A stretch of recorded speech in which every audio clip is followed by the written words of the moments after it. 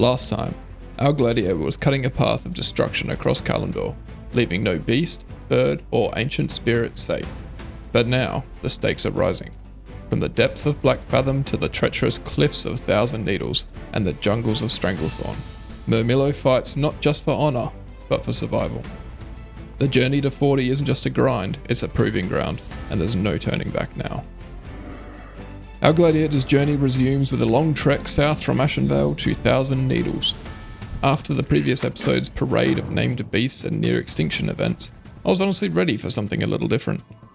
But just as I was arriving in Thousand Needles, I saw a group looking for more for Blackfathom Depths, a level 25 raid in Season of Discovery.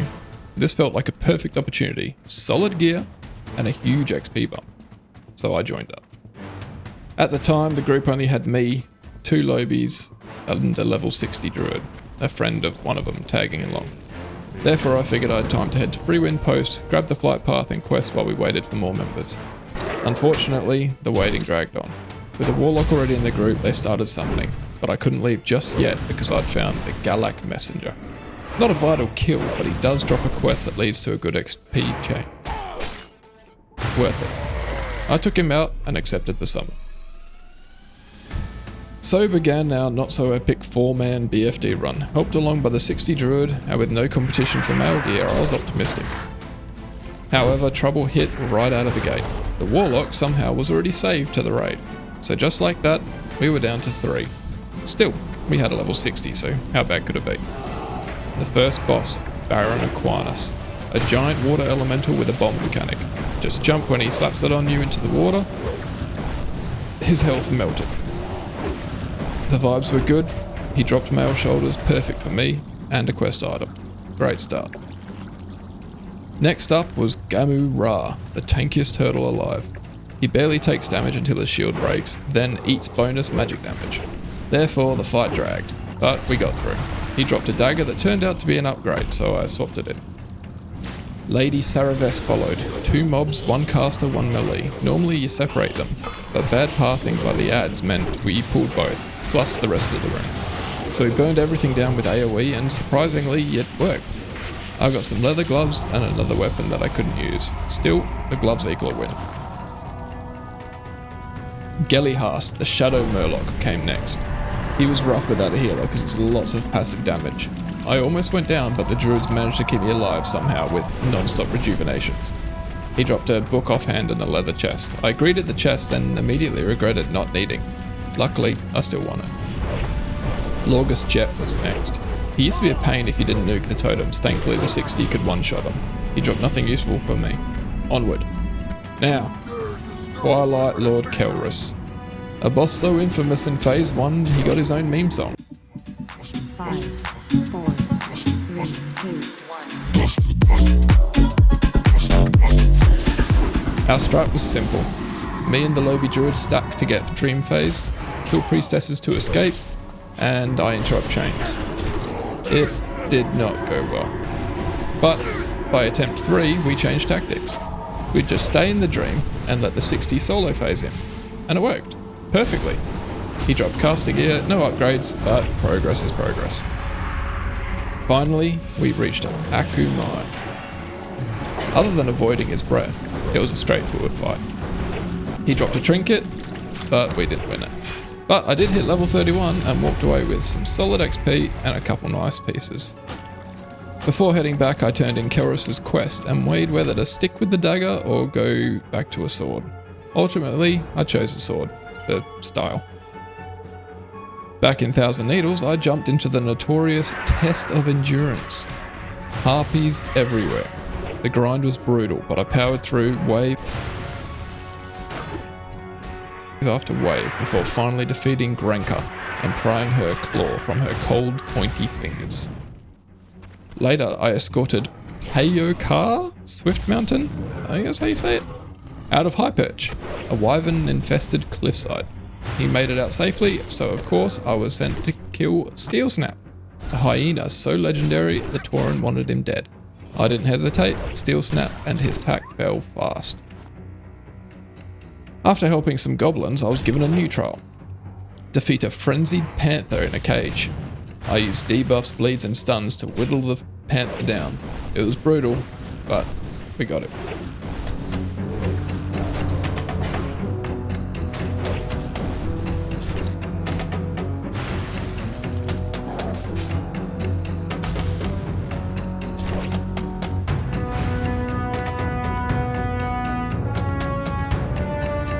Following that came the test of strength. Rockalin, a massive elemental that was surrounded by other mobs. So I charged in, hit retaliation and tore through the group like a buzzsaw.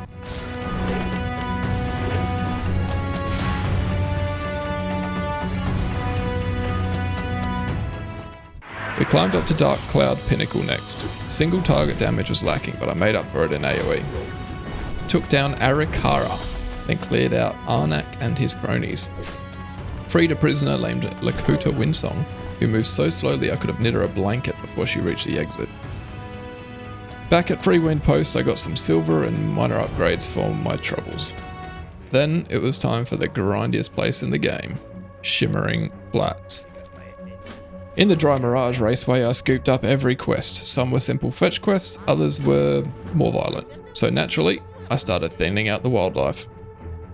I kited basilisks to avoid their stuns, fought off scorpions until the poison stacking got a little too ridiculous, and cleared waves of ancient scarabs using all my cooldowns. The turtles, they were a pain. High armor, heavy hits, definitely not ideal. But the vultures, no problem. Wiped them clean off their perch. With all that done, I returned to the goblins and gnomes of the raceway, and it was time to move on. Cue the jungle music, because we're heading to Stranglethorn Vale.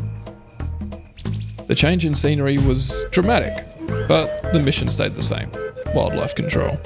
I started with juvenile tigers, easy targets. Hit level 37 while wrestling some crocs, wiped out panthers, and then moved up the food chain to deal with the elder versions of both. Fighting the slightly stronger panthers and tigers, they didn't really stand a chance, because if I can AoE, I can kill, which means I can heal. And if I heal, I can keep on killing. In a full Jurassic Park mode, I pulled as many raptors as I could and hit retaliation. Chaos. Beautiful, satisfying chaos. Everything died, I survived. 10 out of 10, would recommend. After turning those in, I pivoted from animal extinction to troll genocide. The first wave hit hard. Trolls are bursty and dangerous, but our Gladiator held strong. Then I headed down the coast and kept clearing them, group by group. Just because I needed a break from trolls, I went back to tigers. Elder tigers this time. Older and bigger, but still no issue for us. Fighting tigers this close to an arena is what our Gladiator was made for. Since the last big raptor pull went so well, I did it again. Fewer this time, but stronger raptors and with a stun. Still no problem. After sweating through all of that killing, I cooled off with a swim. Straight into elite Murloc territory. Snuck around, nabbed the tablet, and escaped before anybody noticed. I went basilisk hunting next. First kill, ding! After that, brutal. The shard drop rate was so bad that I'm convinced it's a prank. Speaking of rare drops, troll necklaces were next. I've killed hundreds of trolls before, but this took it to a new level. I got stuck at 24 out of 25 and had to grind through like another 20 kills just to get that final necklace. Eventually, it dropped, and I headed back to Gromgol to hand everything in. Good gear, great XP. Gromgol sent me to handle a ogre problem. I proved once again that the bigger they are, the easier they fall, if you're a gladiator with rage to burn. Then I was off to crush goblins and collect crystals, and I took out the foreman for good measure. Finally, I circled back to my STV roots, killed the toughest panthers and tigers around, snagged some rare fangs and claws, and brought down Sindal, the legendary tiger. Turns out he wasn't even elite, and was pretty disappointing. With my bags full and XP bar glowing, I flew to Booty Bay, turned in everything that I had, and finally hit level 40. Only 20 levels left, and who knows how many people will still be playing by the time I get there. But the journey's far from over. Subscribe to follow the rise of the Gladiator.